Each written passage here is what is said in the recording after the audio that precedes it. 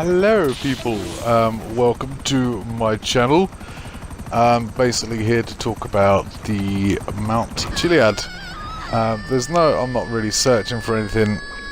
I'm basically talking about today the real life Mount Chiliad, which I believe is Mount Shasta, although it's been classed as other mountains. I think there's one called El Diablo and something Gregorian Mountains or something like that. Anyway, I found out that my belief is that it's based on a mountain called Mount Shasta, which is also in California, which is where Grand Theft Auto 5 is based on. And there's some really interesting stories which I've dug up on Wikipedia.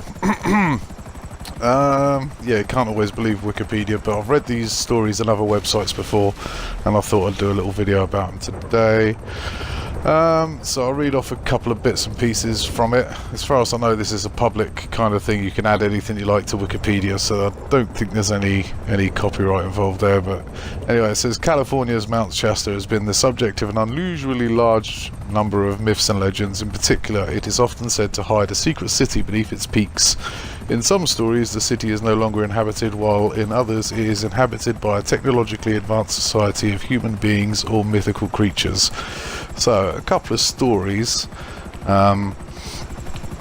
based on Mount Shasta, which is also, or could also be Mount Chiliad in GTA 5.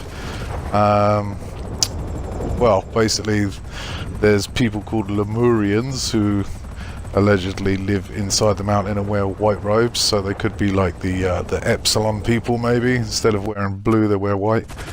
Kevlar!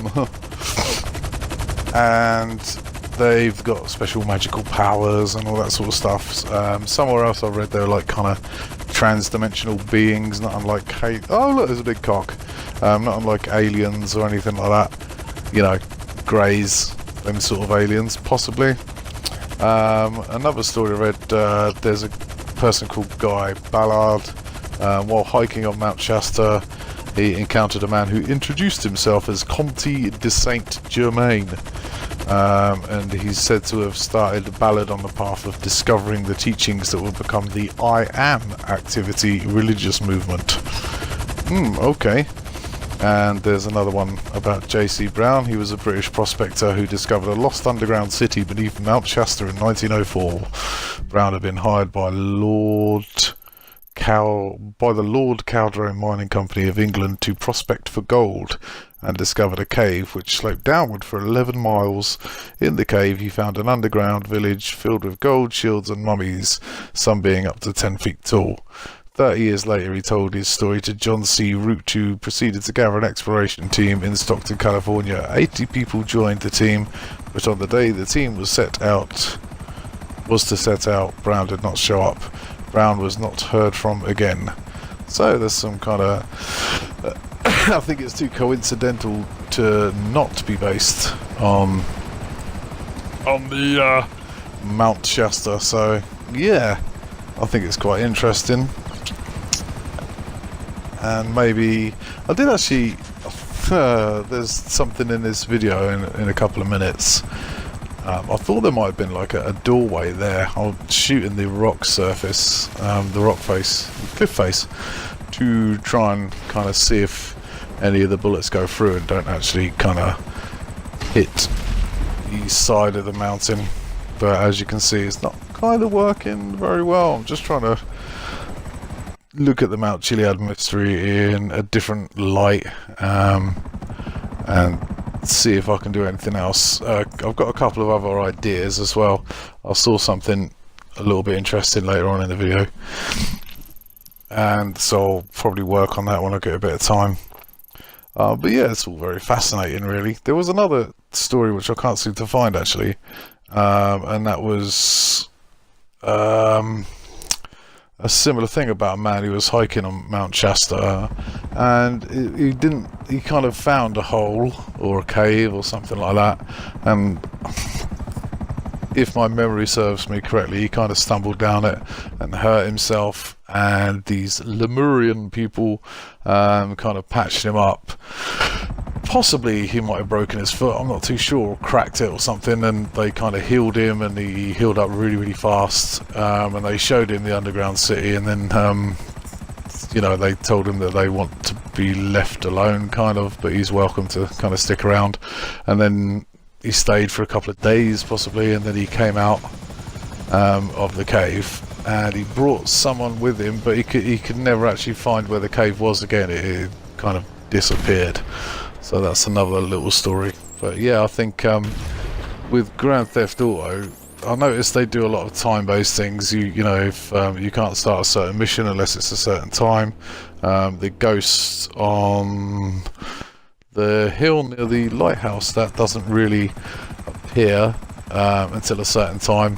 The ghost of the woman who was killed by Jock Cranley, and also you got the writing on the stone just near her, and a couple of other bits. The UFO that was at the beginning of this video, I believe. That was kind of weird too.